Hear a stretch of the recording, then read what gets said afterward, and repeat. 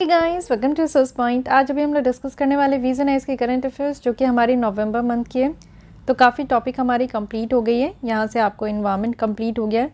तो चलिए आज हम लोग यहाँ पे इकोनॉमी के लेसन स्टार्ट करते हैं। इसमें काफ़ी सारे टॉपिक्स हैं, तो आराम आराम से मैं यहाँ पे सारे टॉपिक्स को डील करने वाली हूँ।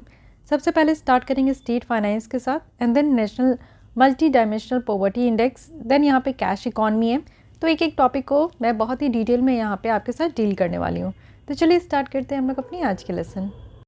तो स्टार्ट करने से पहले एक छोटी सी न्यूज़ कि अगर आप लोग को विजन आइज की टेस्ट सीरीज़ ज्वाइन करनी है तो डिस्क्रिप्शन बॉक्स में ईमेल आईडी है, वहाँ पे जाकर आप लोग ज्वाइन हो सकते हो।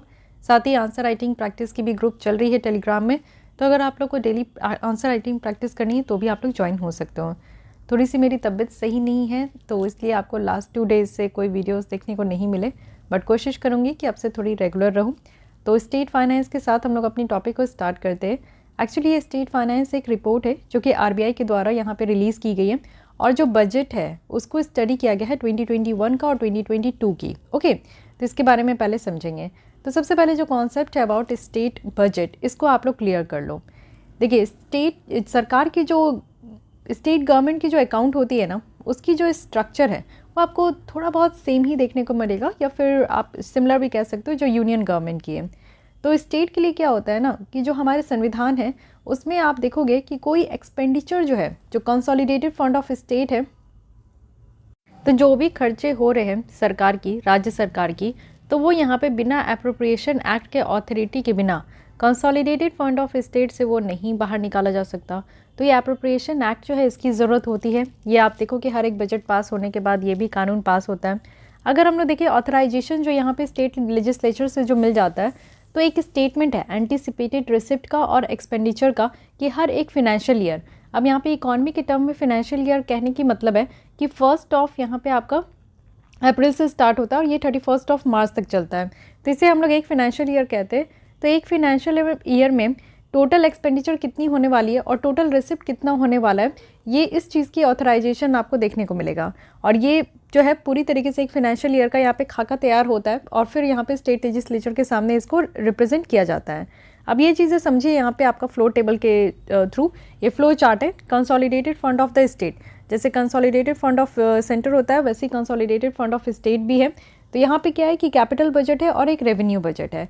कैपिटल बजट कहने का मतलब है कि कितना कैपिटल रिसिप्ट हो रहा है। अब राज्य सरकार के पास जो है वो कैपिटल आते कहाँ से, पैसे कहाँ से आते हैं, तो लोन को अगर रिकवर किया गया या फिर कोई एडवांसेस को रिकवर किया गया जो कि यहाँ पे स्टेट गवर्नमेंट के द्वारा दिया गया है, या फिर आप देखो डिसइन्वेस्टमेंट की भी प्रोसेस होती है।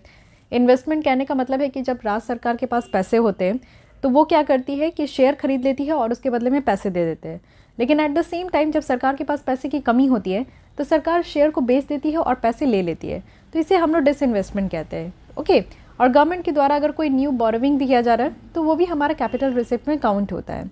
कैपिटल डिसबर्समेंट की अगर हम लोग बात करें तो वैसी एक्सपेंडिचर जो कि जनरल, सोशल या इकोनॉमिक सर्विसेज में प्रोवाइड किया है। तो यहाँ पे जो कैपिटल है वो यहाँ पे आपका खर्च हो रहा है, पैसे जो खर्च हो रहे हैं वो किसी सोशल सर्विस में खर्च हो रहा है, किसी इकोनॉमिक सर्विस में खर्च होती है। आप देखो कि जैसे कोरोना आया था, जो पैंडेमिक के कारण जो लॉकडाउन लग गई थी, तो सरकार के द्वारा यहाँ पे 500 रुपीज़ जनधन योजना में महिलाओं को प्रोवाइड किया गया था।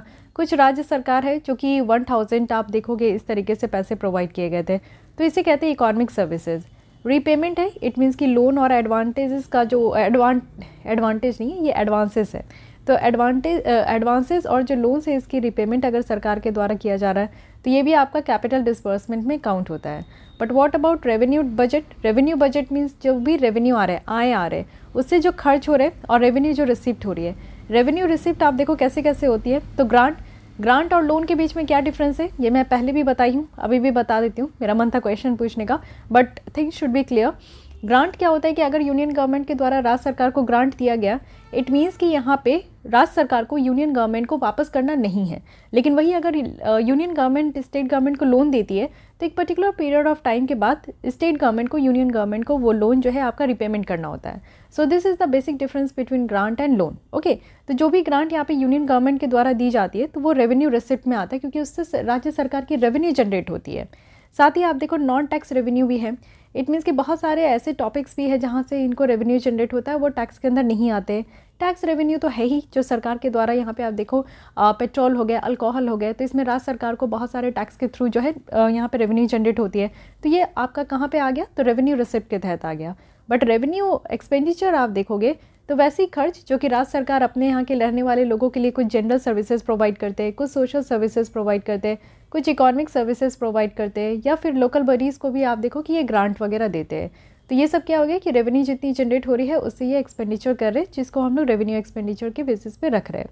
तो ये हो गई पूरी तरीके से आपका एक फ्लो चार्ट है जो कि कंसोलिडेटेड फंड ऑफ स्टेट के तहत आता है। तो ये जो फंडा है वो आपके अंदर क्लियर होना चाहिए कि कैपिटल बजट में क्या क्या आते हैं और रेवेन्यू बजट में कौन कौन से टर्म आते हैं। ये तो रही बेसिक इन्फो। अब यहाँ पे डिटेल में देखते हैं इस रिपोर्ट के बारे में। ये रिपोर्ट आपका एनुअल पब्लिकेशन है। इट मीन्स कि हर साल यहाँ पे ये पब्लिश किया जाता है और इसके तहत आप देखो कि हर एक राज्य सरकार की फाइनेंस को यहाँ पे असेसमेंट किया जाता है कि यहाँ पे सारे इन्फॉर्मेशन प्रोवाइड किया जाए, एनालिसिस किया जाए और असेसमेंट किया जाए कि किस तरीके से यहाँ पे फाइनेंस आ रही है और किस तरीके से यहाँ पे खर्चे हो रहे हैं स्टेट गवर्नमेंट के। अब इस बार की जो रिपोर्ट है इसमें क्या हाईलाइट किया गया है, इसमें यह बताया गया है कि 2021 और 22 का स्टेट की जो अपनी बजट है उनके कंसोलिडेटेड ग्रॉस फिस्कल डेफिसिट की, और इसको ये आपका मेजर किया जाता है जो ग्रॉस डोमेस्टिक प्रोडक्ट है। इससे आप देखो कि जीएफडी को यहाँ पे जीडीपी के साथ यहाँ पे आपका कंपेयर किया जाता है, जो कि यहाँ पे आपको देखने को मिलेगा कि 3.7% इस बार का रेशियो है और ये लास्ट ईयर के कंपैरिजन में देखा जा रहा है जो कि 4.7% था। इट मीन्स कि 1% यहाँ पे रिड्यूस हुआ है। कहने का मतलब है कि टोटल अगर जीडीपी के कंपैरिजन में देखें तो फिस्कल डेफिसिट कितना है, किसी राज्य का अगर जीडीपी आपको देखना है या फिर किसी देश का आपको जीडीपी देखना है, जस्ट हमारे इंडिया का, तो क्या होता है कि एक टेरिटरी के अंदर एक फिनेंशियल ईयर में जो कि 1 अप्रैल से स्टार्ट होता है 31 मार्च में ये आपका जाकर एंड होता है, तो इस बीच total production of goods and services कितनी हुई है उसके पूरे समेशन को हम लोग यहाँ पे जीडीपी कहते हैं। ठीक है, अब ये जीडीपी हमारे देश का है, इसमें से हर एक राज्य का आप देखो या फिर ग्रॉस आप देखो कि यहाँ पे फिस्कल डेफिसिट कितना है। फिस्कल डेफिसिट क्या होता है कि सरकार के पास जितनी रेवेन्यू जनरेट होती है उससे ज़्यादा वो एक्सपेंडिचर कर देते हैं। इट मीन्स कि less revenue collection and more expenditure, तब ये क्या होता है कि फिस्कल डेफिसिट हो गई, यानी कि पैसे जो है वो यहाँ पे घाटे में चल रहे हैं। तो इस चीज़ को मेज़र किया जाता है जीडीपी से। फाइन, और ये जो कंबाइंड आपका डेट टू जीडीपी रेशियो है ये भी कितना है, तो 31% है at the end of March 2021 का बताया जा रहा है। और ये कहा जा रहा है कि आगे चलकर हम लोग यहाँ पे 20% तक इसका टारगेट है कि कम करना है। अभी तो 31% है, लेकिन नेक्स्ट ईयर इसको 20% तक करनी है। और वैसे भी आप देखो कि 50 जो यहाँ पे फाइनेंस कमीशन है उनके द्वारा भी एक्सपेक्ट लगाया गया है कि डेट टू जीडीपी रेशियो जो है वो 33% होगा 2022 का, यानी कि नेक्स्ट ईयर का और ज़्यादा ये बढ़ने वाला है। डेट यानी कि कर्ज कितना है, जितना हमारा टोटल जीडीपी है उसके बेसिस पे, तो ये बताया जा रहा है कि ये अभी हमारा बढ़ेगा। लेकिन फिर भी चलिए, hope for the best, target हमेशा पॉजिटिव होनी चाहिए। अब देखते हैं कि किस हिसाब से जो है यहाँ पे बढ़ सकती है या घट सकती है। फाइन, अब यहाँ पे अगर आप देखो कि जो शेयर है नेशनल स्मॉल सेविंग फंड्स का, लोन जो यहाँ पे बैंकों से और फाइनेंशियल इंस्टीट्यूशन से लिया गया या फिर पब्लिक अकाउंट है, ये टोटल अगर आउटस्टैंडिंग लायबिलिटीज़ देखें तो स्टेट का है, जो कि ईयर ऑन ईयर आप देखो तो ये डिक्लाइन होते ही जा रहा है। बट कोई बात नहीं, हमें बेसिक चीज़ें समझनी है। हमें ये समझना है कि स्टेट फाइनेंस जो है ये क्यों इतना इंपॉर्टेंट है। सबसे पहले आप देखो कि स्टेट फाइनेंस समझना बहुत ज़्यादा ज़रूरी है, क्योंकि इससे कैपिटल स्पेंडिंग का पता चलता है। टोटल अगर हम लोग इंडिया की पब्लिक कॉम्प्लेक्स जो भी स्टेट से आती है उसका 2/3 अगर हम लोग देखें तो हाईएस्ट डिसेंट्रलाइजेशन है कैपिटल स्पेंडिंग का, और वो भी पूरे ऑल ओवर द वर्ल्ड के कंपैरिजन में देखें तो। इट मीन्स कि यहाँ पे कंपैरिजन देखने के लिए कहा जा रहा है कि जो सेंट्रल और स्टेट गवर्नमेंट का कैपिटल एक्सपेंडिचर है। तो आइए देख लेते हैं। ये देखिए, जो ग्रीन वाली है, जो ऑरेंज वाली है, ये सेंट्रल गवर्नमेंट की कैपिटल एक्सपेंडिचर है, और ये जो आपको पर्पल कलर की देखने को मिल रही है ये स्टेट गवर्नमेंट की कैपिटल एक्सपेंडिचर है। तो आप देख सकते हो कि ये एक समय था जब यहाँ पे आपका इक्वल हुआ करता था 1993 से लेकर 94 के बीच में, कि स्टेट और जो सेंट्रल यूनियन का यहाँ पे जो एक्सपेंडिचर है वो यहाँ पे सेम है। बट आज की डेट में जो खर्चे हैं ना वो स्टेट गवर्नमेंट ज़्यादा खर्चे करती है as comparison to union government के। तो इसलिए ये जानना ज़रूरी है कि स्टेट गवर्नमेंट एक्चुअली खर्चे कहाँ करती है, क्योंकि इससे कैपिटल मैनेजमेंट का जो है बेटर ऑप्शन मिल पाएगा। एम्प्लॉयमेंट जनरेशन की अगर हम लोग बात करें तो स्टेट के द्वारा आप देखो कि ज़्यादा से ज़्यादा लोग जो है ना उनको यहाँ पे एम्प्लॉयमेंट दिया जाता है as comparison to central government में। क्योंकि आप एक चीज़ और नोटिस कर रहे होंगे कि काफ़ी दिनों से हम लोग इस चीज़ को भी जो स्टेट रिजर्वेशन है, यानी कि लोकल लेवल पे जो जॉब यहाँ पे रिजर्व किया जा रहा है, जैसे अभी रिसेंटली हरियाणा के द्वारा किया गया, इससे पहले आप कर्नाटक में देखो, आंध्र प्रदेश में देखो, तो ऐसे कुछ राज्य है जो कि अपनी लोकल पीपल्स को ज़्यादा प्रेफरेंस देते हैं। और वहाँ पे क्या है कि आपका देखने को मिलेगा कि एम्प्लॉयमेंट के लिए लोकल लोगों के लिए रिजर्वेशन रखते हैं। तो इसके कारण भी हम लोग कह सकते हैं कि हाँ, राज्य सरकार ज़्यादा से ज़्यादा लोगों को जो है एम्प्लॉयमेंट प्रोवाइड करती है as comparison to central government. तो ये तो हो गई एम्प्लॉयमेंट जनरेशन का। साथ ही आप देखो नेशनल इकॉनमी में इम्पैक्ट भी है, क्योंकि स्टेट का बहुत बड़ा रोल होता है। जो इंडिया की जीडीपी है ना, इट मीन्स की total production of goods and services. जो आप देखो कि अगर किसी पर्टिकुलर फील्ड की अगर उसको मेज़र करनी हो कि टोटल प्रोडक्शन कितनी हुई है, तो उसे हम लोग जीवीए कहते हैं, ग्रॉस वैल्यू एडेड। लेकिन जीडीपी होता है कि जब हम लोग पूरी तरीके से पूरे देश का देखते हैं और हर एक फील्ड यहाँ पे इंक्लूडेड होती है। तो स्टेट का आप देखो कि बहुत बड़ा योगदान होता है इस नेशनल इकॉनमी में। तो इसलिए यहाँ पे हम लोग स्टेट फाइनेंस को समझने की कोशिश कर रहे हैं। साथ ही यहाँ पे मैक्रो इकॉनमी स्टेबिलिटी भी ज़रूरत है। अगर आप देखो कि स्टेट्स में अगर ये डिफ़िकल्ट हो गया है स्टेट को कि वो अपनी रेवेन्यू रेज़ नहीं कर पा रहे, जैसे कि बहुत सारी राज्य सरकार के द्वारा ये कंप्लेन आ रही है आफ्टर जीएसटी इम्प्लीमेंटेशन, तो ये चीज़ें देखने को मिल रहा है कि राज्य सरकार जो है अपनी रेवेन्यू रेज़ नहीं कर पा रहे।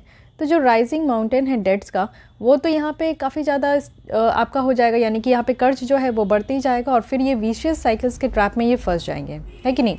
तो इसलिए हमें ये सारा चीज़ ज़रूरी है समझना, और ये सारे टॉपिक्स है जिसके थ्रू हम लोग ये समझ सकते हैं कि स्टेट फाइनेंस क्यों ज़रूरी है समझना। अब देखते हैं कि स्टेट फाइनेंस का ट्रेंड क्या रहा। सबसे पहले आप देखो फिस्कल डेफिसिट, राज्य सरकार में फिस्कल डेफिसिट बढ़ते ही जा रहा है। जैसे कि 2019-20 में फिस्कल डेफिसिट अगर जीडीपी का आप देखोगे तो ये इंक्रीज़ हो गया था, यानी कि 2.9% था। बट क्योंकि कोविड-19 के कारण आप देखो कि फिस्कल डेफिसिट बढ़ गए, रेवेन्यू जो कलेक्शन है वो बहुत कम होने लगा, क्योंकि काफ़ी ज़्यादा जो है लॉकडाउन वगैरह लग रहे थे, और इसी के साथ आप देखो खर्चे तो बढ़ते ही जा रहे थे। तो ये डबल हो गया, इट मीन्स कि 4.1% तक ये इंक्रीज़ हो गया। पब्लिक डेट भी आप देखो ये भी बढ़ चुकी थी, यानी कि 2021 के एंड में ये बताया जा रहा है कि 25% जीडीपी का ये पब्लिक डेट बढ़ चुका है, जो कि 2011-12 का बताया जा रहा है कि ये जीडीपी का 17% था। तो ये भी आप देख सकते हो।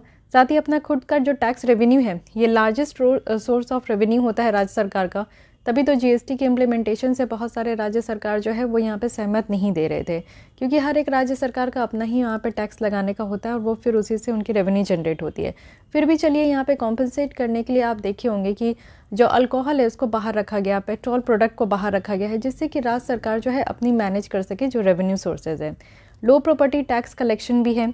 प्रॉपर्टी टैक्स कलेक्शन लेवल भी आप इंडिया में देखो तो ये लो हो चुके हैं, 0.2% है जीडीपी का, अगर इसी को हम लोग डेवलप्ड कंट्री के कंपैरिजन में देखें। और वहीं अगर 15 फाइनेंस कमीशन के द्वारा देखें तो ये हाईलाइट किया गया है कुछ फैक्टर, जैसे कि अंडर वैल्यूएशन है प्रॉपर्टी की, इनकम्प्लीट प्रॉपर्टी टैक्स रिकॉर्ड है, इनएफिशिएंट एडमिनिस्ट्रेशन है जो लो प्रॉपर्टी टैक्स रेवेन्यू है। साथ ही टर्न अराउंड जो है डिस्कॉम कंपनी की, जो डिस्ट्रीब्यूशन कंपनीज होती है, जैसे कि इलेक्ट्रिसिटी जो जनरेट होती है, फिर डिस्कॉम कंपनी क्या करती है कि वो इलेक्ट्रिसिटी जितनी जनरेट होती है उसको हर जगह तक, हर घर तक वो पहुंचाने का काम करती है। तो डिस्कॉम कंपनी भी बहुत ज़्यादा यहाँ पे ह्यूज डेट में चल रहा है, बहुत कर्ज देखने को मिल रहा है। तो इसलिए भी आप देखो स्टेट की फाइनेंस जो है बहुत रिस्क में है। 2021 के में बताया जा रहा है कि 16 स्टेट्स जो हैं उनके द्वारा यहाँ पे गारंटी दिया गया है कि 1.36 लाख करोड़ तक वो बोरो किया गया है उनके डिस्कॉम कंपनी के द्वारा, जो कि हमारे जीडीपी का टोटल 0.67% है। इट मीन्स कि आप देखो ये एक बहुत बड़ा, जितना ज़्यादा बोरोविंग किया जा रहा है उतना ज़्यादा स्टेट फाइनेंस के ऊपर रिस्क है, क्योंकि कल को जाकर जो है वो फिर से रीपेमेंट करना होगा। साथ ही आप देखो कि स्टेट फाइनेंस के साथ इश्यूज़ क्या हैं, तो आप समझ गए, जैसे टैक्स डिवोल्यूशन बहुत कम हो रहा है। जो टोटल सेंट्रल ट्रांसफ़र कर रही है स्टेट को, उसको आप देखो कि कैसे क्लासीफाई किया जा रहा है 3 तरीके से। सबसे पहले कि स्टेट का शेयर कितना बनता है टोटल सेंट्रल टैक्स जितनी कलेक्शन होती है एज़ पर द रिकमेंडेशन जो फाइनेंस कमीशन के द्वारा दी जाती है। सेकंड है कि कितना ग्रांट यहाँ पे फाइनेंस कमीशन के द्वारा रिकमेंड किया गया। एंड थर्ड है कि कुछ और भी ग्रांट है जो कि सेंट्रल गवर्नमेंट के द्वारा यहाँ पे दी जाती है। जैसे आप जानते हो कि कोई भी स्कीम अगर लाया जाता है तो वो 2 तरीके के होते हैं। एक तो सेंट्रल सेक्टर स्कीम होते जिसमें कि 100% फंड सेंट्रल गवर्नमेंट प्रोवाइड करती है, and second one is centrally sponsored scheme, जिसमें कि सेंटर के द्वारा स्पॉन्सर किया जाता है और जो फंड की डिवोल्यूशन है वो सेंट्रल गवर्नमेंट और स्टेट गवर्नमेंट दोनों मिलकर करती है। तो यहाँ पे ये देखा जाता है कि ग्रांट अगर सेंट्रली स्पॉन्सर्ड स्कीम है तो उसमें राज्य सरकार को कितने ग्रांट दिए जा रहे हैं। जैसे कि आपको पता है कि 15 फाइनेंस कमीशन के द्वारा थोड़ा सा चेंज किया गया है। जैसे कि 14 फाइनेंस कमीशन क्या किए थे कि जो डिस्ट्रीब्यूशन ऑफ टैक्स है वो 42% रखा गया था, बट 15th फाइनेंस कमीशन के द्वारा ये 42% को घटाकर 41% किया गया एंड 1% एक्स्ट्रा यहाँ पे रखा गया for Jammu and Kashmir and Ladakh territory, क्योंकि जम्मू एंड कश्मीर को यहाँ पे स्टेट से कन्वर्ट करके अब यूनियन टेरिटरी बना दिया गया और जम्मू एंड कश्मीर को पूरी तरीके से डिवाइड करके दो यहाँ पे यूनियन टेरिटरी बन गए, जो कि एक जम्मू है एंड दूसरी यहाँ पे लद्दाख है। ओके, ग्रॉस सेस और सरचार्ज भी आप देखो जो कि टैक्स डिवोल्यूशन को यहाँ पे डिक्रीज कर रहे हैं। तो यहाँ पे सेस और सरचार्ज होता क्या है? सेस क्या होता है ना कि किसी एक इम्पॉर्टेंट या फिर किसी मुद्दे के लिए यहाँ पे टैक्स ऑन टैक्स लगाना। जैसे कि आप देखो एजुकेशन सेस है तो 1% है, या फिर आप देखो यहाँ पे स्वच्छ भारत अभियान सेस होता है, हेल्थ सेस होती है। तो ये क्या होता है कि कुछ पर्टिकुलर चीज़ों के ऊपर ये सेस लगाया जाता है जो कि टैक्स ऑन टैक्स है। और सरचार्ज क्या होता है? सरचार्ज भी आप देखो इसे भी टैक्स ऑन टैक्स कहते हैं, जो कि आपका कहीं आपका किसी लग्जरी आइटम्स वगैरह में आपका ये सरचार्ज लगाया जाता है। सेस और सरचार्ज का सबसे पहली बात ये होती है कि ये एक्सक्लूसिव राइट्स है सेंट्रल गवर्नमेंट के अंदर कि वही इसको लिवाइड भी कर सकती है और कलेक्ट भी कर सकती है। और ऐसा कहा जा रहा है कि कोविड के टाइम में ये देखने को मिला कि काफ़ी ज़्यादा जो है हर चीज़ के ऊपर सेस और सरचार्ज लगाए जा रहे थे, जिससे कि रेवेन्यू कलेक्ट हो पाए सेंट्रल गवर्नमेंट के पास। ओके, रिडक्शन देखने को मिल रहा है जो शेयर है अनटाइड फंड्स का सेंट्रल जो ट्रांसफ़र करते हैं स्टेट में। और उसके बाद आप देखो कि ओवर ऑप्टिमिस्टिक रेवेन्यू एस्टिमेट है। अगर 2015-20 के पीरियड में आप देखोगे तो स्टेट के द्वारा 10% लेस रेवेन्यू रेज किया गया था, जितना उनका बजट एस्टिमेट था उससे 10% कम उनको रेवेन्यू मिला था। लेकिन सेम पीरियड में देखो ऑन एन एवरेज तो स्टेट का जो अंडर स्पेंड था 9% तक जो है वो कम यहाँ पे खर्चे कर पा रहे थे। उसके अलावा आप देखो कि कैपिटल एक्सपेंडिचर भी कम हो रहा है। अगर SBI के रिसर्च के हिसाब से देखें तो 13 स्टेट में से 9 स्टेट ऐसे हैं जिनके द्वारा आप देखो कि जितनी कैपिटल बन रही है वो खर्चे बहुत कम करते हैं। तो ये भी एक प्रॉब्लम है। अदर इश्यूज़ भी यहाँ पे निकल कर आ रहा है, जैसे कि आप देखते हो कि कई बार जो है पॉलिटिकल यहाँ पे मोटिवेटेड एक मूव्स होता है जिसे हम लोग फार्म वेव लोन कहते हैं या फार्म लोन वेवर कहते हैं, कि कुछ पॉलिटिशियंस जो है वो वोट बैंक के लिए काफ़ी ज़्यादा किसानों की लोन माफ़ कर देते हैं। लोन तो माफ़ कर दिया गया, इसका सारा जो बर्डन है वो जाता है बैंकों के ऊपर। बैंक में आप देखते हो कि NPA की रेशियो जो है बढ़ते जा रही है, नॉन परफॉर्मिंग एसेट जो है वो बढ़ता ही जा रहा है। ठीक है, तो ये एक है कि फिजिकल स्ट्रेस बढ़ रही है इसके कारण। उसके अलावा आप देखो कि जिस तरीके से परफॉर्मेंस जो है यहाँ पे आपका उदय स्कीम का देखने को मिल रहा है, जो कि डिस्कॉम कंपनी से रिलेटेड है। कोविड-19 में आप देखो तो लॉकडाउन लगाया गया, इनिशियल बैन हो गया लिक्विड वगैरह में, और फिर उसके बाद आप देखो कि सबसे पहले जो है कुछ खुले या ना खुले, लॉकडाउन के बाद सबसे पहले जो है लिक्विड शॉप खोला गया। क्यों? क्योंकि राज्य सरकार के पास पैसे नहीं थे, उनको टैक्स के फॉर्म में रेवेन्यू कलेक्ट कराना था, है कि नहीं। उसके अलावा आप देखो कि कुछ तो यहाँ पे सेंटर के द्वारा स्टेप लिया गया। तो स्टेट गवर्नमेंट के लिए यहाँ पे स्टेट गवर्नमेंट को सपोर्ट करने के लिए सेंटर के द्वारा क्या क्या स्टेप्स लिए गए। तो जैसे कि आप यहाँ पे सुने होंगे कि reform linked additional borrowing space दिया जा रहा है, जो कि 2020-21 का था। जैसे कि कोविड-19 पैंडेमिक आया था मई 2020 में, तो सेंट्रल गवर्नमेंट के द्वारा यहाँ पे आप देखो कि लॉकडाउन लगा दिया गया, और फिर स्टेट को परमिट किया गया कि वो अपनी जो फिजिकल डेफिसिट लिमिट है उसको वो इंक्रीज़ कर सकते हैं। इट मीन्स कि 3% तक जो लिमिट रखा गया था उसको इंक्रीज़ करने का दे दिया गया कि ठीक है 5% तक अगर GSDP का जाता है, ग्रॉस स्टेट डोमेस्टिक प्रोडक्ट का, तो भी कोई बात नहीं। इसमें से क्या है कि जो 2% इंक्रीज़ हो रहा है, 1% GSDP का है जो कि परमिट किया गया था रिफॉर्म को कंप्लीट करने के लिए, वो भी 4 एरिया में। ठीक है, और जैसे कि आप देख सकते हो कि 1 nation 1 ration card, ease of doing business है, अर्बन लोकल बॉडी है, पावर डिस्ट्रीब्यूशन है। तो ये 4 एरिया है जिसमें कहा गया था कि 1% इंक्रीज़ हो तो कोई दिक्कत नहीं है। लेकिन यूनियन फाइनेंस मिनिस्टर के द्वारा आप देखोगे तो स्टेट जो है उनको यहाँ पे परमिशन मिली थी रिफॉर्म लिंक्ड बोरोइंग, जिसका वर्थ कितना था, तो एग्रीगेट जो पूरी तरीके से ग्रॉस स्टेट डोमेस्टिक प्रोडक्ट का 0.42% थी। तो बस इतना याद रखना है कि सबसे पहले जो है यहाँ पे आपका जो फिजिकल डेफिसिट है, इट मीन्स कि खर्चे ज़्यादा हो रहे हैं और रेवेन्यू कम जनरेट हो रहा है, तो इसके बीच के डिफरेंस को फिजिकल डेफिसिट कहते हैं। तो ये 3% से 5% तक इंक्रीज़ किया गया। उसके बाद स्पेशल असिस्टेंस दिया जाता है स्टेट को, वो भी कैपिटल एक्सपेंडिचर के लिए। इस स्कीम के अंदर आप देख सकते हो कि स्टेट को यहाँ पे प्रोवाइड किया गया है इंटरेस्ट फ्री लोन, और इंटरेस्ट फ्री लोन जो है यहाँ पे 15,000 करोड़ तक देने की बात की गई है। और जो भी यहाँ पे आप देखो कि ये जो ज़रूरत है ये रिपे किया जाएगा 50 साल के बाद, यानी कि 50 साल तक के लिए यहाँ पे आपका लोन प्रोवाइड करने के लिए बात की गई है। तो ये दो यहाँ पे हेल्प किया जा रहा है। अब रोड अहेड देखा जा रहा है कि क्या करना चाहिए। तो हमारे यहाँ ऑलरेडी एक कानून है जिसे physical responsibility and budget management act कहते हैं। तो ये फ्रेमवर्क को कहा जा रहा है कि फिर से ओवरहॉल करने की ज़रूरत है। इट मीन्स कि 15th फाइनेंस कमीशन की जो रिपोर्ट है इसके द्वारा ये कहा गया है कि जो FRBM एक्ट है इसमें कुछ रीस्ट्रक्चरिंग करने की ज़रूरत है। स्पेशली जो पैंडमिक के बाद वाली जो हमारे देश में सिचुएशन है, कई लोगों की ज़िंदगी बर्बाद हो गई, कई लोग जो है वो बेघर हो गए, कई लोग जो है अनएम्प्लॉयड हो गए, और हमारी इकोनॉमिक स्थिति भी आप देखते हो कि अप टू द मार्क नहीं है। तो यहाँ पे रिकमेंड किया गया है कि एक नए फ्रेमवर्क की ज़रूरत है जिससे कि जो डेट सस्टेनेबिलिटी है उसको हम लोग अचीव कर सके। इट मीन्स कि जो कर्जे है हर एक जगह उसको कहीं ना कहीं हम लोग स्टेबलाइज कर सके। साथ ही रिपोर्टिंग करनी है लाइबिलिटीज़ की, तो स्टेट को भी यहाँ पे अपनी जो फिजिकल रिस्पॉन्सिबिलिटी लेजिस्लेशन है उसको अमेंड करने की ज़रूरत है, जिससे कि जो सेंटर के द्वारा कानून लाए जा रहे हैं उसके साथ वो अपनी कंसिस्टेंसी बना सके। साथ ही फिजिकल पॉलिसी जो है उसको भी एक स्टेबलाइजिंग टूल जैसा काम करना है। फिजिकल पॉलिसी किसी राज्य का आप देखो तो इसको री इंजीनियर्ड करने की ज़रूरत है।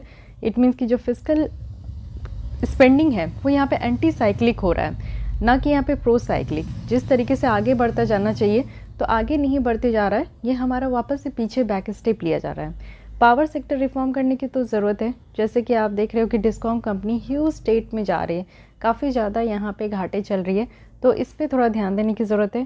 साथ ही फिजिकल काउंसिल इंडिपेंडेंट होनी चाहिए, जैसे कि 15th फाइनेंस कमीशन के द्वारा ये रिकमेंड किया गया कि एक इंडिपेंडेंट फिजिकल काउंसिल इस्टेब्लिश होनी चाहिए, जिनके पास ये पावर हो कि वो रिकॉर्ड को एसेस करे सेंट्रल और स्टेट गवर्नमेंट से। साथ ही प्रोडक्टिव एक्सपेंडिचर को भी यहाँ पे प्रायोरिटाइज़ करने की ज़रूरत है। साथ ही यहाँ पे जो थर्ड टियर गवर्नमेंट है उनको भी स्ट्रेंथन करने की ज़रूरत है। तो ये सारी बातें यहाँ पे बताई जा रही है कि हम लोग इस तरीके से जो है अपना यहाँ पे स्टेट फाइनेंस को और भी ज़्यादा बूस्टअप कर सकते हैं, स्ट्रेंथन कर सकते हैं। फाइन, अब यहाँ पे आप देख सकते हो कि जो प्रॉपर्टी टैक्स के बारे में बात किए थे तो ये 2016 की रिपोर्ट है, सो आई डोंट थिंक ये इतना ज़्यादा इंपॉर्टेंट है। जस्ट एक यहाँ पे ग्लिम्स दिया गया जिसको आप लोग देख सकते हो। तो यहाँ पे हमारी जो स्टेट फाइनेंस की आर्टिकल है ये कंप्लीट होती है, एंड आई होप कि आपको ये समझ में आई होगी कि सबसे पहले स्टेट बजट क्या होता है। ये जो आपका फ्लो चार्ट है ये काफ़ी इंपॉर्टेंट है, इसको आप लोग कहीं पे ज़रूर इसकी स्क्रीनशॉट ले लो क्योंकि ये काफ़ी इंपॉर्टेंट है। इस बार जो रिपोर्ट है इसकी डिटेल में देख ली, और क्यों इसको समझना ज़रूरी है ये भी मैं यहाँ पे डील कर दी, और साथ ही साथ की ट्रेंड्स क्या चल रहा है स्टेट फाइनेंस का, एंड साथ ही साथ इश्यूज़ भी देखे स्टेट फाइनेंस में क्या क्या इश्यूज़ हैं, सेंट्रल गवर्नमेंट के द्वारा क्या क्या यहाँ पे मूव्स लिए गए। तो ईच एंड एवरी पॉइंट जो है हम लोग यहाँ पे क्लियर करते हुए आगे बढ़े। नेक्स्ट आते हैं national multi dimensional poverty index. तो ये इंडेक्स भी अपने आप में काफ़ी इंपॉर्टेंट है, लेकिन ये देखिए कि रिसेंटली इंडिया की ये फर्स्ट है national multi dimensional poverty index, और ये नेशनल यानी कि हमारे देश में अब देखा जा रहा है कि जो गरीबी है इसमें मल्टी डायमेंशनल यानी कि हर एक डायमेंशन में देखा जाएगा कि कितने लोग किस तरीके से गरीब हैं। अब ये रिलीज़ किया गया है नीति आयोग के द्वारा, तो आप समझ सकते हैं कि जहाँ पे भी जो भी रिपोर्ट नीति आयोग के द्वारा लाई जाती है वो अपने आप में ही महत्वपूर्ण हो जाती है। तो इसको यहाँ पे कोलैबोरेट किया गया है यूनाइटेड नेशन डेवलपमेंट प्रोग्राम के द्वारा, और Oxford poverty and human development initiative है, तो इसको ध्यान रखिएगा, ठीक है। अब देख लेते हैं कि मल्टी डायमेंशनल पॉवर्टी इंडेक्स है, इसके बारे में पहली बार इसको डेवलप किया गया था 2010 में UNDP और OPHI के द्वारा। मल्टी डायमेंशनल पॉवर्टी इंडेक्स की बात करूँ तो ये एक पॉवर्टी एस्टिमेट किया जा रहा है जिसमें कि यूनाइटेड नेशन जो डेवलपमेंट प्रोग्राम है उसके यहाँ पे उसको मेज़र करने के लिए ये देखा जा रहा है। इसमें अगर हम लोग देखें तो यहाँ पे 3 मैक्रो आपको डायमेंशन देखने को मिलेगा। मल्टी डायमेंशनल है, इट मीन्स कि हम लोग हेल्थ के बेसिस पे देखेंगे, पॉवर्टी एजुकेशन के बेसिस में और लिविंग स्टैंडर्ड में। जैसे कि आपका global multi dimensional poverty index है, उसी तरीके से हम लोग अपने देश की पॉवर्टी इंडेक्स को यहाँ पे पब्लिश कर रहे हैं। 10 इंडिकेटर्स है इसके तहत।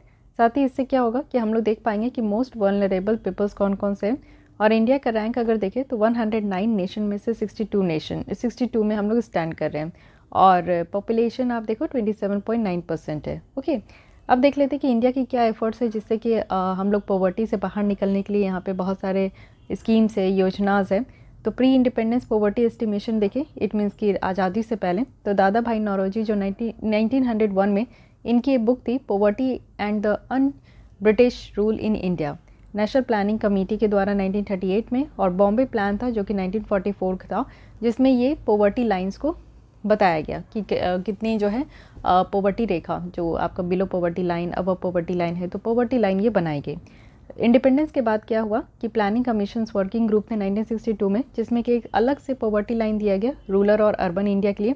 फिर यहाँ पे डंडेकर और रात कमेटी बनाई गई 1971 में, जिनके द्वारा ये देखा जा रहा था कि पॉवर्टी जो है वो मेज़र किया जाएगा कैलोरी इंटेक में, कि एक दिन में कितने लोग कितने कैलोरी इंटेक करते हैं। वहीं अलाक कमेटी की बात करें 1979 में, तो इनके द्वारा पॉवर्टी लाइन को इंट्रोड्यूस किया गया था, जो कि न्यूट्रिशनल रिक्वायरमेंट के बेसिस पे देखा जाता था कि कितने लोग जो है अर्बन एरिया में, रूरल एरिया में कितना न्यूट्रिशंस जो है वो जो है कंज्यूम कर रहे हैं।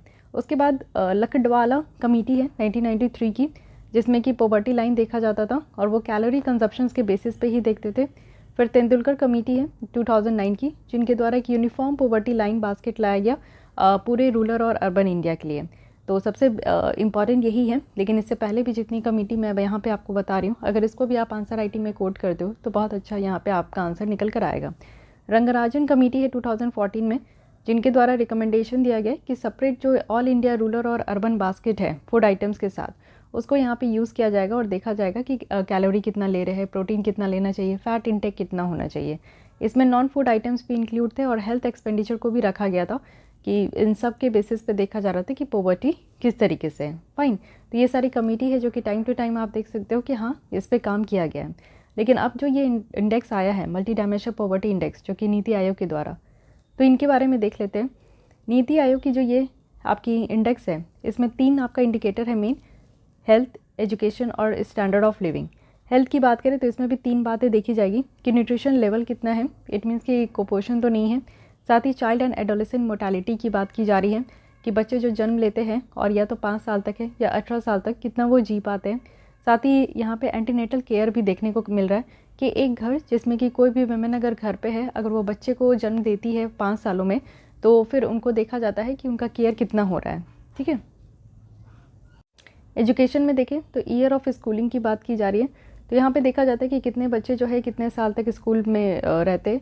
स्कूल अटेंडेंस मेजर किया जाएगा कि 8 क्लास तक जो है बच्चे यहाँ पे स्कूलिंग कर रहे हैं कि नहीं, तो ये सारी चीज़ों को यहाँ पे मेज़र करने की बात की गई है।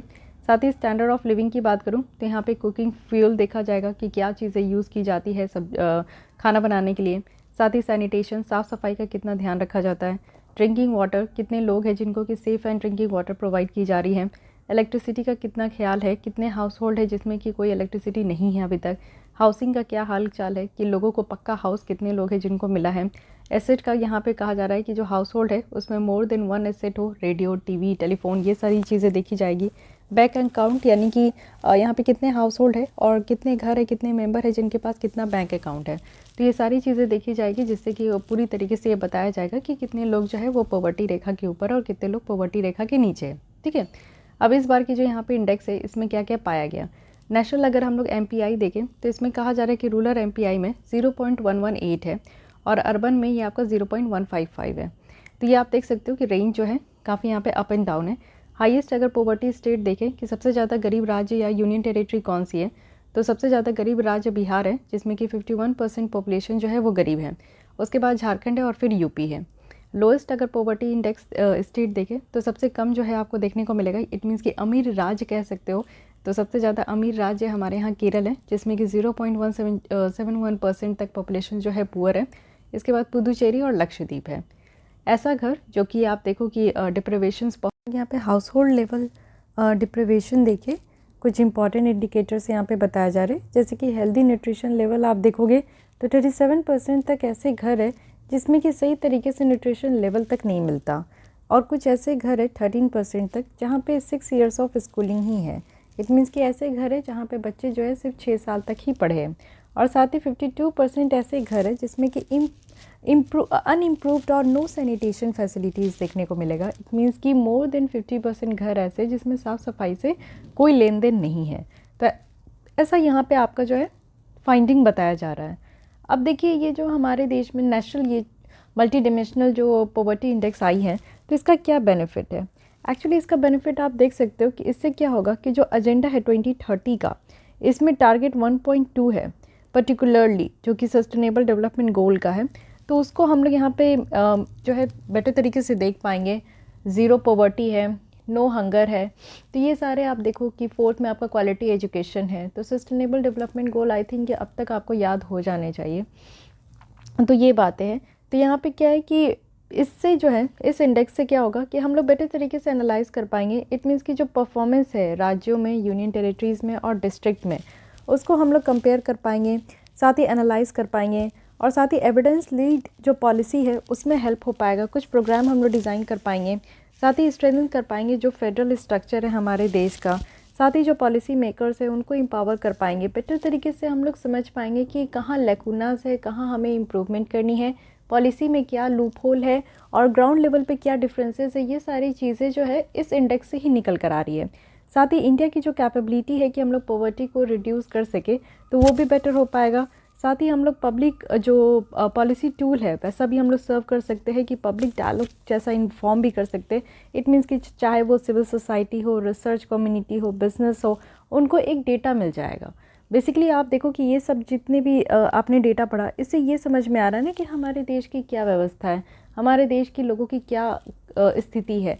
तो जब तक डेटा नहीं मिलता तब तक कोई भी चीज़ को एनालाइज नहीं कर पाते, किसी भी तरीके से हम लोग कंक्लूजन में नहीं पहुंच पाते, और जितनी भी स्कीम्स वगैरह लाया जा रहा है, योजना लाया जा रहा, वो बेटर तरीके से इफ़ेक्टिव नहीं हो पाएंगे। तो ये बहुत ज़्यादा ज़रूरी है हमें ये समझना कि एक्चुअली ग्राउंड लेवल पे डेटा क्या है। तो बेसिकली ये बातें हैं। साथ ही आप देखो कि क्या क्या मेजर्स हमारे देश में लिया गया है जिससे कि पॉवर्टी को हम लोग कम कर सके। तो सबसे पहले हाउस मेजरिंग अगर हम लोग देखें तो इसके लिए प्रधानमंत्री आवास योजना है, और ये आवास योजना अर्बन एरिया में भी है, ग्रामीण एरिया में भी है। इट मीन्स कि बहुत सारे लोगों को यहाँ पे पक्का हाउस प्रोवाइड करने की गारंटी की गई है, हाउसिंग फॉर ऑल बाय 2022। उसके बाद एम्प्लॉयमेंट मेजर्स आप देख सकते हो कि मनरेगा है, मनरेगा में गारंटीड एम्प्लॉयमेंट मिलती है 100 डेज़ की। सेल्फ हेल्प ग्रुप प्रमोशन है, साथ ही स्किल डेवलपमेंट है। तो ऐसी कुछ मिशन है जिसमें कि लोगों को स्किल प्रोवाइड की जाती है, तो इस तरीके से एम्प्लॉयमेंट जो है लोगों तक मिल पाए, रोज़गार ज़्यादा से ज़्यादा लोगों तक मिल पाए।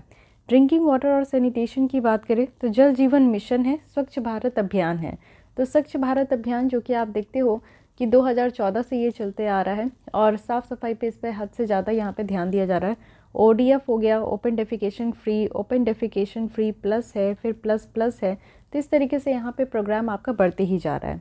साथ ही इलेक्ट्रिसिटी, बैंक अकाउंट और कुकिंग फ्यूल की बात करूँ तो यहाँ पे PM सहज बिजली हर घर योजना है, जिसे सौभाग्य स्कीम कहते हैं, और यहाँ पे आपका इलेक्ट्रिसिटी के लिए है। जन धन योजना है जो कि फाइनेंशियल इंक्लूजन के लिए, कि हर एक लोगों के पास एक बैंक अकाउंट होना चाहिए। PM उज्ज्वला योजना है जिसमें कि आप देखो कि जो महिलाएं हैं घर में, उनके नाम पे LPG सिलेंडर यहाँ पे प्रोवाइड किया जा रहा है। तो इस तरीके से कुकिंग फ्यूल के लिए, बैंक अकाउंट के लिए, इलेक्ट्रिसिटी के लिए बहुत ही अच्छी प्रोविज़न हमारे देश में लाई गई है। हेल्थ मेजर आप देख सकते हो कि वर्ल्ड की सबसे बड़ी इंश्योरेंस स्कीम हमारे देश में है आयुष्मान भारत, जिसमें 2 कंपोनेंट है। एक तो है health and wellness centres establish करना, और सेकंड है कि PM जन आरोग्य योजना। ठीक है। उसके बाद एजुकेशन मेजर्स आप देख सकते हो कि राइट टू एजुकेशन है जो कि हमारे फंडामेंटल राइट है अंडर आर्टिकल 21A। इसी के साथ समग्र शिक्षा अभियान है कि संपूर्ण तरीके से बच्चों को एजुकेशन प्रोवाइड करनी है, और हमारे यहाँ तो फंडामेंटल राइट है, फंडामेंटल ड्यूटीज़ है, राइट टू प्रोवाइड एजुकेशन, तो इसलिए ये चीज़ें ध्यान रखनी है। So these are the measures जो कि हमारे देश में लिया गया है पॉवर्टी को रिड्यूस करने के लिए। अब यहाँ पे समझो कि हम लोग पॉवर्टी को रिड्यूस आज से नहीं कर रहे हैं, आज़ादी से पहले कोशिश कर रहे हैं, बट हमारे देश में आज भी आप देखो कि मोर देन 50%, 50 तो ज़्यादा हो गया, 40% ऑफ पीपल्स जो है वो आज भी BPL है, ठीक है, बिलो पॉवर्टी लाइन। ऐसा क्यों है? क्योंकि कुछ ना कुछ कहीं ना कहीं चैलेंजेस रह गई है। सबसे बड़ी बात है लिमिटेशन ऑफ फंड, क्योंकि आप देखो हमारे यहाँ टैक्स टू GDP रेशियो कम है, जिसके कारण गवर्नमेंट की जो एबिलिटी है कि वो खर्च करे एक्सपेंडिचर पे, वेलफेयर मेजर्स पे, वो बहुत कम है। स्लम आपको देखने को मिलेगा इकोनॉमिक एक्टिविटीज़ में, क्योंकि इकोनॉमिक ग्रोथ का जो है स्लो डाउन आप देखो कि हमारे देश में इकोनॉमिक ग्रोथ बहुत धीरे से बढ़ रहे हैं, और बढ़ भी रहे थे पेंडेमिक के पहले। तो पेंडेमिक ने यहाँ पे आकर सारी हमारी इकोनॉमिक जो स्टेबिलिटी थी उसको तहस नहस कर दिया। फिर आप देखो पुअर ह्यूमन रिसोर्स डेवलपमेंट है, हमारे यहाँ क्वालिटी एजुकेशन की कमी है, स्किल डेवलपमेंट की कमी है। आप जो कॉलेज में पढ़ते हो वो चीज़ जब बाहर जाते हो जॉब करने तो आपको कम्प्लीटली डिफरेंट देखने को मिलेगा। तो यही बात है कि आज के डेट में हमारे देश के जो बच्चे हैं वो बेरोजगार है, जस्ट बिकॉज क्योंकि वो जो पढ़ के आते हैं वो फील्ड लेवल पे काम नहीं आता। तो स्किल की कमी है हमारे देश में, और प्रोडक्टिव जो पॉवर्टी एलिवेशन इनिशिएटिव है इसकी कमी देखने को मिलेगा। Human resource development of India जो है वो काफ़ी लो है। लैक ऑफ क्रेडिट एक्सेस है, क्योंकि हमारे यहाँ NPA ज़्यादा है, जिस तरीके से किसानों की जो लोन है उसको माफ़ करते जा रहे हैं, और जितने लोन जो है वो डिफ़ॉल्ट होते जा रहे हैं, जिसकी वजह से हमारे बैंकों का NPA रेशियो बढ़ चुका है, नॉन परफॉर्मिंग एसेट बढ़ते ही जा रहा है। कुछ अदर रीज़न भी है इसमें आप देख सकते हो कि इंस्टीट्यूशनल क्रेडिट को एक्सेस करना, स्पेशली जो MSME है यानी कि माइक्रो स्मॉल और मीडियम इंटरप्राइजेज सेक्टर है, इस पे ज़्यादा से ज़्यादा ध्यान देने की ज़रूरत है, बट अभी भी इसमें उस तरीके से ध्यान नहीं दिया जा रहा है। इनफैक्ट आपको पता है कि MSME सेक्टर जो हमारे देश का है इसमें 40% एम्प्लॉयमेंट जनरेट होती है, MSME में मोर देन 30% जो है ये हमारे GDP में कंट्रीब्यूट करता है। तो हर एक तरीके से आप देख सकते हो कि MSME जो है, और मोर देन 40% जो मैन्युफैक्चरिंग प्रोडक्ट है वो हमारे MSME सेक्टर से ही निकल कर आता है। तो इस तरीके से ये इतना इंपॉर्टेंट सेक्टर है, लेकिन फिर भी अभी भी आप देखो कि इसमें काफ़ी ज़्यादा जो है चैलेंजेस है। अब हम लोग देखिए तो यहाँ पे इम्पैक्ट भी है कोविड-19 का, क्योंकि कोविड-19 के बाद सारी चीज़ें बंद हो चुकी थी। बहुत ज़्यादा लॉकडाउन के कारण जो है आप जानते हो कि रिवर्स माइग्रेशन स्टार्ट हो गया, लोगों की जो लाइफ है वो थोड़ी डिस्टर्ब हो गई। गैप देखने को मिलेगा स्कीम्स में। कुछ जो वेलफेयर स्कीम्स है जैसे कि PDS है, पब्लिक डिस्ट्रीब्यूशन सिस्टम है, जिसके तहत जो है लोगों को सस्ते रेट में, सब्सिडाइज रेट में फूड ग्रेन्स जो है वो प्रोवाइड किया जाता है। बट फिर भी आप देखते हो कि यहाँ पे गलत तरीके से लोग राशन कार्ड बनाते और जिनको ज़रूरत है एक्चुअली वहाँ तक भोजन नहीं मिल पाता है। जन धन योजना है और जो कि यूनिवर्सल नहीं है, इसमें बहुत सारे करप्शन की प्रॉब्लम्स जो है और आए दिन आपको केस स्टडीज़ देखने को मिलेंगी। वे फॉरवर्ड में बताया जा रहा है कि हमें इकोनॉमिक ग्रोथ को एक्सेलरेट करना ज़रूरी है। इकोनॉमिक ग्रोथ अगर हाई होगा तो इससे क्या हो पाएगा कि राज्य सरकार और सेंट्रल गवर्नमेंट के पास फंड आएंगे। साथ ही एग्रीकल्चर ग्रोथ करने की ज़रूरत है। विथ ओवर 40% जो वर्कफोर्स है वो हमारे एग्रीकल्चर सेक्टर में। हाई एग्रीकल्चर ग्रोथ और जो अगर इसकी एलाइड एक्टिविटीज़ में प्रमोशन होगा तो इससे क्या होगा कि हमारे देश में जो गरीबी है वो कम हो पाएगी। साथ ही ह्यूमन रिसोर्स जो डेवलपमेंट है वो एक्सेलरेट हो पाएगा। हमारे देश में अगर फंड हो गए और सरकार के पास पैसे होंगे तो ऑब्वियस है कि सरकार खर्च करेंगे अच्छी जगह। हमारे देश में क्वालिटी एजुकेशन आएगा, स्किल डेवलपमेंट होगा, अदर इनिशिएटिव पे भी ध्यान दिया जाएगा। इंफ्रास्ट्रक्चर डेवलपमेंट करने की ज़रूरत है। हमारा एम है 2024 तक न्यू नॉर्मल बनना, न्यू इंडिया लाना। तो वो ऐसे नहीं हो सकता जब तक हम लोग अपने देश में इंफ्रास्ट्रक्चर को बूस्ट नहीं कर देते, जिसमें कि हमारा FDI भी है, ठीक है, फॉरेन डायरेक्ट इन्वेस्टमेंट की ज़रूरत है, कनेक्टिविटी की ज़रूरत है, एसेसिबिलिटी की ज़रूरत है, अदर स्टेप्स लेने की ज़रूरत है जिसमें कि हम लोग कैपेसिटी डेवलपमेंट कर सके। जितने भी गवर्नमेंट ऑफिशियल्स हैं, जो गैप वगैरह है स्कीम्स में उसको हम लोग रिमूव कर सके यूनिवर्सल कवरेज में। साथ ही यूनिवर्सल बेसिक इनकम की बात की जाती है। इट मीन्स कि हमारे देश में 18 साल से ज़्यादा जो युवा है उनको एक बेसिक इनकम प्रोवाइड करनी चाहिए, चाहे वो जॉब कर रहे हो या नहीं कर रहे हो। तो ये पीरियोडिक है, अनकंडीशनल कैश पेमेंट है सारे सिटीजन्स को, तो इस पर भी बात की जाती है। लेकिन देखते हैं कि ये कितने हद तक, अगर आप देखो कि मेनली प्रॉब्लम क्या है कि लोगों के पास पैसे नहीं आते, लोग काम नहीं कर पाते, स्किल नहीं है, जिसके वजह से वो कमा नहीं पाते तो ऑब्वियस है कि वो अपने बेसिक नीड्स को पूरा नहीं कर पाएंगे। तो जब लोगों तक, यहाँ पे सारे सिटीजन्स को हम लोग अपने देश में इस तरीके से यूनिवर्सल बेसिक इनकम के तहत कुछ पैसे देते रहेंगे तो उनकी जो है पूर्ति होती रहेगी, जो उनको चीज़ें चाहिए वो अपना परचेज़ कर पाएंगे। तो ये भी कहा जा रहा है कि यूनिवर्सल बेसिक इनकम की जो कॉन्सेप्ट है उसको इम्प्लीमेंट करना चाहिए। Okay, so this is all about this article, national multi dimensional poverty index. अब यहाँ पे आप देखो कि मल्टी डायमेंशनल पॉवर्टी इंडेक्स जो है इसकी क्या बेनिफिट और लिमिटेशन है, कुछ अदर मेजर्स के साथ हम लोग देख सकते हैं। इसमें क्या है कि एक बेटर कंपैरिजन हो जाएगा। इट मीन्स कि जो मल्टी डायमेंशनल पॉवर्टी इंडेक्स का आप देखो डिफरेंट रीजन में है, इतनी ग्रुप में है और कोई भी पॉपुलेशन में है, तो यहाँ पे क्या है कि एक अच्छा कंपैरिजन होगा। कॉम्प्लीमेंट है इनकम बेस्ड जो पॉवर्टी मेजर्स है। साथ ही लिमिटेशन कहा जा रहा है कि ये लेस सेंसिटिव है। हाउस होल्ड में देखो तो ये लेस सेंसिटिव है क्योंकि ज़्यादा से ज़्यादा इंडिकेटर होना चाहिए। सिर्फ यहाँ पे एजुकेशन, हेल्थ और स्टैंडर्ड ऑफ लिविंग है। इसके अलावा भी कहा जा रहा है कुछ और इंडिकेटर्स होनी चाहिए जिससे कि जो गरीब लोग हैं उनको और बेटर तरीके से हम लोग देख सके, समझ सके। अनेबल है कि हम लोग यहाँ पे इनइक्वालिटीज़ को कैप्चर कर पा रहे हैं। जो इनइक्वालिटीज़ है, चाहे वो मेल फीमेल में हो, चाहे वो आपका रिलीजन में हो, चाहे वो आपका किसी भी स्तर पे हो, उसको हम लोग नहीं देख पा रहे। अनेबल है कि हम लोग इंट्रा हाउस होल्ड जो इनइक्वालिटीज़ है उसको कैप्चर नहीं कर पा रहे क्योंकि कोई इंडिविजुअल लेवल पे कोई इंडिकेटर ही नहीं है, इंडिकेटर मास लेवल पे है। तो ऑब्वियस है कि हम लोग जो है यहाँ पे जो इंट्रा हाउस होल्ड इनइक्वालिटीज़ है उसको हम लोग नहीं देख पा रहे।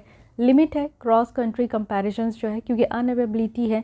आप देखो सारे इंडिकेटर्स की डेटा जो है वो अवेलेबल नहीं है, तो ये एक अलग इशू यहाँ पे निकल कर आ रहा है। So these are the limitations. Okay, चलिए अब नेक्स्ट आर्टिकल में आते हैं। यहाँ पे हम लोग ईच एंड एवरी पॉइंट को कवर कर चुके। नेक्स्ट आर्टिकल है cash economy. Cash economy news में क्यों है? क्योंकि 08 नवंबर 2021 डीमोनेटाइजेशन को 5 साल पूरे हो चुके। डीमोनेटाइजेशन जो कि 2016 में हुआ था और 8 नवंबर को यहाँ पे वो दिन था जब रात के 12 बजे मोदी जी ने ये अनाउंस किया था कि 500 के और 1000 के नोट जो है उनको लीगल टेंडर ख़त्म कर दिया गया।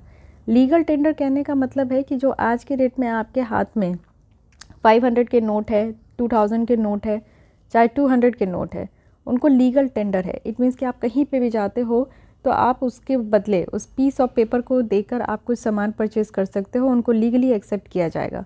जिस दिन इसका लीगल टेंडर ख़त्म, इट मीन्स कि वो just a piece of paper है, वो ना ही वो 200 है 500 है, उससे आप कोई भी चीज़ें परचेज़ नहीं कर सकते। तो ऐसा मोदी जी के द्वारा जो है ये डीमोनेटाइजेशन किया गया। अब डीमोनेटाइजेशन जो है, इसको अगर हम लोग बड़े पैमाने पे समझे तो जो हमारे देश में जितनी करेंसी यूनिट है उसके स्टेटस को जो है लीगल टेंडर को ख़त्म करना या फिर ख़त्म करना, इसको हम लोग कहते हैं डीमोनेटाइजेशन। ये एक ड्रास्टिक इंटरवेंशन है जो कि देशों के द्वारा ये यूज़ किया जाता है। 8 नवंबर को ऐसा किया गया और ये किया गया कि यहाँ पे आप देखो ये प्रोसेस जो है इससे काफ़ी ज़्यादा इम्पैक्ट हुआ लिक्विडिटी में और कैश इकॉनमी में। तो यहाँ से एक वर्ड निकल कर आया कैशलेस इकॉनमी और कैश इकॉनमी। ओके, तो कैश इकॉनमी कहा जाता है कि एक ऐसा इकोनॉमिक सिस्टम, एक ऐसा पार्ट जिसमें कि जो फिनेंशियल ट्रांजैक्शन है ना वो कैश में हो। कैश में हो इट मीन्स कि करेंसी में हो या फिर कॉइन्स में हो, सिक्के है आपके पास या फिर नोट है, इसमें अगर आप ट्रांजैक्शन कर रहे हो, कोई भी आप सामान परचेज कर रहे हो, इट मीन्स कि आप कैश इकॉनमी में जी रहे हो। कैशलेस इकॉनमी कहने का मतलब है कि यूज़ पेटीएम, फ़ोनपे, भीम, आप क्यूआर कोड को स्कैन करके पे करो, आपको जो है जेब में पैसे लेकर घूमने की ज़रूरत नहीं है। ठीक है, अब आप ये समझो कि आज की भी डेट में मोदी जी ने कहा था कि हम लोग डिजिटाइजेशन की तरफ चलेंगे, कैशलेस इकॉनमी करेंगे। तो ठीक है, आज की भी डेट में आप देखो कि लोग प्रेफर करते हैं कैश इकॉनमी को as comparison to cashless economy. तो ऐसा क्यों है? ऐसा इसलिए है क्योंकि यहाँ पे आप देखो कि लार्ज इनफॉर्मलाइजेशन है। अगर आप अच्छी जगह जाते हो ना तो ही आपको जो है वो पेटीएम वाला देखने को मिलेगा। आप क्यूआर कोड स्कैन कर सकते हो। थोड़ा सा आप रूरल एरिया पे जाने लगोगे ना तो हर जगह आपको ये गारंटी नहीं है कि आपको ये क्यूआर कोड स्कैनर मिल जाए, आपको कैश में कई जगह पेमेंट करना पड़ेगा। तो आज की भी डेट में अगर हम लोग इंडिया में बात करें तो बहुत बड़े पैमाने पे इनफॉर्मल इकॉनमी है। आप इवन देख सकते हो कि ठीक है आप सब्जी भाजी खरीदने जाते हो तो वहाँ पे आप जो है आप पेटीएम वगैरह कर देते हो, लेकिन फिर भी सारे सब्जी भाजी के पास ऐसा नहीं होता है। कुछ तो ऐसे होंगे जहाँ पे वो आपसे कैश मांगेंगे। तो कैश काफ़ी प्रेफर किया जाता है, ये मोड ऑफ ट्रांजेक्शन है। स्पेशली जो सोशली वल्नरेबल सिटीजन्स है ना, उनके लिए ये कैश ही ज़्यादा वो प्रेफर करते हैं। सिंपल और रिलेबल फॉर्म ऑफ पेमेंट है। इट मीन्स कि आप देखो कि अगर आपने स्टार्टिंग से किया है कि आपको आप कैश नहीं रखना, आपको पेटीएम यूज़ करना है, इसके लिए सबसे पहला स्टेप क्या है कि आपके पास एक बैंक अकाउंट होना चाहिए। आपको बैंक जाने होंगे, अपना बैंक अकाउंट ओपन करना होगा, अपना एटीएम कार्ड लेना होगा, फिर मोबाइल में आपको उसको इंस्टॉल करना होगा पेटीएम वगैरह, फिर आपको जो है लिंक करना होगा। तो ये काफ़ी लॉन्ग प्रोसेस है, उतना झमेला लोगों को नहीं चाहिए। सिंपल है, कैश है आपके पॉकेट में, आप जाओ परचेज़ करो सामान। ओके, तो ये बहुत ही ईजी और रिलेबल फॉर्म ऑफ पेमेंट लगता है और लोगों को ट्रस्ट भी होता है। कई बार क्या होता है कि आप पेमेंट करो, आपकी पेमेंट जो है वो पेंडिंग में चले जाती है, तो फिर ऐसा लगता है कि पता नहीं पेमेंट हुआ या नहीं हुआ। तो ये भी एक प्रॉब्लम है। यहाँ पे क्या है ना कि एक फ्रीडम और ऑटोनॉमी यहाँ पे इंश्योर करता है। कोई एक्स्ट्रा प्रोसेस की ज़रूरत नहीं है, आपको इंटरनेट की भी ज़रूरत नहीं है, आप चुपचाप जो है पैसे कहीं भी पे कर सकते हो। और इससे क्या है कि राइट टू प्राइवेसी भी प्रोटेक्ट होती है लोगों की, जो कि एक फंडामेंटल राइट है आज के डेट में। तो आप भी बता दीजिए कि राइट टू प्राइवेसी जो है किस आर्टिकल के तहत जो है अभी इसको फंडामेंटल राइट बनाया गया, साथ ही कौन से केस के थ्रू इसको फंडामेंटल राइट बनाया गया। इतनी बातें आप भी बता दोगे तो अच्छा लगेगा। और साथ ही फास्ट और सिक्योर है, कहीं पे भी आप जाओ तुरंत कैश निकाल के दे दो। आपको ये पेटीएम ऑन करो, स्कैनर ऑन करो, उसके बाद आप पे करो, पासवर्ड डालो, तो ये लॉन्ग प्रोसेस है। तो इसलिए यहाँ पे फास्ट और सिक्योर भी है। अब यहाँ पे हम लोग देखते हैं कि अगर कैशलेस सोसाइटी की तरफ हम लोग बढ़ते तो इसका क्या एडवांटेज है। बहुत एडवांटेज है। देखिए, फिनेंशियल इंक्लूजन होगा ना, लोगों के पास बैंक अकाउंट होगा तो लोग जो है बैंकों में पैसा रखेंगे, फिर उसको ट्रांजैक्शन करेंगे। तो इससे क्या होगा ना कि आप देखो फॉर एग्जांपल कैशलेस इकॉनमी होगा तो इससे जो लीकेज है वो यहाँ पे कम होगा। कैश में जैसे सरकार जो है डीबीटी के थ्रू सब्सिडी वगैरह आपको प्रोवाइड करती है, तो क्या होता है कि बीच में जो बिचौलिया है ना वो ख़त्म हो गए। सरकार और आप हो जिसको यहाँ पे सब्सिडी देना है, जिसके बैंक अकाउंट में पैसे डालने हैं, सरकार के द्वारा डायरेक्ट डाला जाता है। ऐसा नहीं है कि बीच में बिचौलिया जो है इसको खा पी के बैठ गए। तो ये एक आपको एडवांटेज देखने को मिलेगा। साथ ही ब्लैक जो इकॉनमी है ना, इसकी ग्रोथ को डिस्करेज किया जाता है। अब देखो कैशलेस सोसाइटी क्या होगा ना, एक देखिए वाइट मनी ब्लैक मनी होता है। तो ब्लैक मनी है वो आपका जो है करेंसी, जब तक कैश इकॉनमी रहेगा ब्लैक मनी की जो सर्कुलेशन है वो रहेगी। तो इसलिए कैशलेस इकॉनमी होगा ना तो लोग अगर ज़्यादा पैसा यूज़ नहीं करेंगे, करेंसी यूज़ नहीं करेंगे, तो ऑब्वियस है कि हमारे सोसाइटी में जो ब्लैक मनी है उसकी सर्कुलेशन कम हो जाएगी। साथ ही आप देखो कि काउंटरफिट जो नोट है, जो नकली नोट है, उससे लोग जो है कई बार धोखा खाए हैं। आप देखते हो 500 रुपीज़ है, 2000 रुपीज़ है, आप किसी भी दुकानदार को दे दो, वो 4 बार चेक करके ही रखेंगे, क्योंकि कई बार लोग जो है धोखा खाते हैं। अब यहाँ पे कैशलेस इकॉनमी होगा तो ये जो काउंटरफिट नोट की कहानी है, हमारे देश में जो इतना सप्लाई होता है हमारे पड़ोसी देश के द्वारा, तो वो चीज़ों पर लगाम लग पाएगा। साथ ही लोअर्ड है कॉस्ट ऑफ प्रिंटिंग और ट्रांजेक्शन। आप देखो कि क्या होता है कि जो आज के डेट में आप नोट लेके चलते हो, ये पेड़ को काट के ये पेज बनाया गया, इसमें फिर प्रिंट किया गया, तो काफ़ी प्रोसेस है, तो वो प्रोसेस भी यहाँ पे ख़त्म हो जाता है। So these are the advantages है कि अगर हम लोग कैशलेस सोसाइटी की तरफ बढ़ते हैं। लेकिन क्या चैलेंजेस है अगर हम लोग कैशलेस इकॉनमी की तरफ बढ़ रहे हैं? क्योंकि देखिए चैलेंजेस बहुत है, क्योंकि हमारे देश में मोर देन 50% जो पॉपुलेशन है वो ग्रामीण क्षेत्र में रहती है। ग्रामीण क्षेत्र में रहने का मतलब है कि उनके पास उस तरीके का शिक्षा नहीं मिला है, डिजिटल लिटरेसी तो दूर की बात है, अवेयरनेस भी नहीं है उनको, उनका बैंक अकाउंट से उनका नाता ही नहीं है। अगर जनधन के थ्रू उनका बैंक अकाउंट ओपन किया गया है तो उनको ऑपरेट करने नहीं आता, उनको स्मार्टफोन ऑपरेट करने नहीं आता, फिनेंशियल लिटरेसी की कमी है, लिमिटेशन है, वो सेफ़ और सिक्योर इंफ्रास्ट्रक्चर नहीं है जहाँ से वो पे कर सके। चैलेंजेस बहुत सारा है, जैसे आप देखते हो कि क्रिप्टो करेंसी हो गया, अदर वर्चुअल करेंसी है, तो इसमें भी प्रॉब्लम है। लो अवेबिलिटी है फिनेंशियल सर्विस की, फिनेंशियल इंक्लूजन इंडेक्स के थ्रू ही बताया गया कि 53 आप देखोगे कि इंडिया का रैंक है। तो इतनी सारे प्रॉब्लम है, तो कैशलेस इकॉनमी में अभी हम लोग को जाने में, ट्रांजिशन करने में काफ़ी चैलेंजेस है। वे फॉरवर्ड में कहा गया है कि हमें इंटीग्रेटेड पेमेंट रेगुलेटरी इकोसिस्टम लेकर आना होगा, जो कि हमें कैशलेस सिस्टम की तरफ जो ट्रांजिशन है वो काफ़ी स्मूथ हो सके, और ब्रॉड करना होगा, डिपेंड करना होगा जो हमारे फिनेंशियल सिस्टम है, हमें इंफ्रास्ट्रक्चर क्रिएट करना होगा। ज़्यादा से ज़्यादा आप देखो कि इंटरनेट हो, टेलीकम्युनिकेशन नेटवर्क हो, जिससे कि लोग जो है बेटर तरीके से इंटरनेट का इस्तेमाल करके ऑनलाइन पेमेंट कर सके। साथ ही इंश्योर करना होगा जो स्टेट और सेंट्रल बैंक पार्टिसिपेशन है। आप देखो स्टेट गारंटीड मीन्स ऑफ जो पेमेंट है ना पब्लिकली, इससे क्या है कि कंपटीशन मेंटेन हो पाता है, सिस्टम की एफिशिएंसी मेंटेन हो पाती है, और एक ग्लोबल अप्रोच यहाँ पे अडॉप्ट करना होगा। अगर ग्लोबल स्केल हम लोग डिजिटल मनी रिवोल्यूशन का देखें तो इंडिया को यहाँ पे अवेयर करने की ज़रूरत है ग्लोबल डेवलपमेंट को लेकर, और हमें ग्लोबल अप्रोच को यहाँ पे बिल्डअप करने की ज़रूरत है, जिससे कि हम लोग सेफ़ और सिक्योर ट्रांजैक्शन कर सके। ओके, तो ये बहुत बड़ी बात है, ये कैश इकॉनमी की जो यहाँ पे फंडे है उसको समझना ज़रूरी है। अब यहाँ पे थोड़ा और समझ लीजिए कि जो हमारे देश में डिमोनेटाइजेशन हुआ कैश इकॉनमी के ऊपर, तो इसका क्या इम्पैक्ट है। तो यहाँ पे आप लोग देख सकते हो कि ट्रिलियन में दिखाया जा रहा है, और ये आपका जो है रेड वाला ट्रिलियन में है, एंड देन यहाँ पे आपका जो ये ब्लैक वाली है ये परसेंटेज टू जीडीपी है, जो कि हमारा डाउन हो गया था। ओके, 2016 जो है इस डेट के बाद आप देख सकते हो कि ट्रिलियन में पैसे बढ़ चुके थे, लेकिन यहाँ पे जो है परसेंटेज टू जीडीपी हमारा डाउन हो गया था।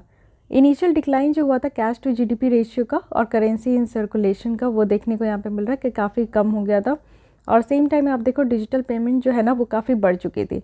इट मीन्स कि यहाँ पे नवंबर मंथ में ऐसा हुआ, और फिर उसके बाद अकेले आप देखो अक्टूबर मंथ में क्या हुआ कि 4 बिलियन से भी ज़्यादा ट्रांजेक्शन हुई थी।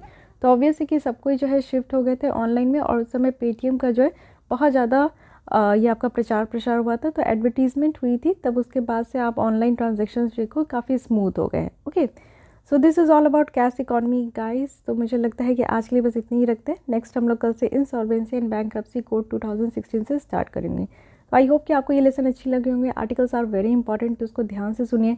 कुछ अगर इंपॉर्टेंट पॉइंट आपको लगता है तो आप अपने नोट्स में जो है उसको नोट डाउन करते जाइए, काफ़ी इंपॉर्टेंट है लास्ट मोमेंट रिविजन के लिए। तो मिलती हूँ कल इसी टाइम पे। आज के लिए बस इतना ही। Thank you.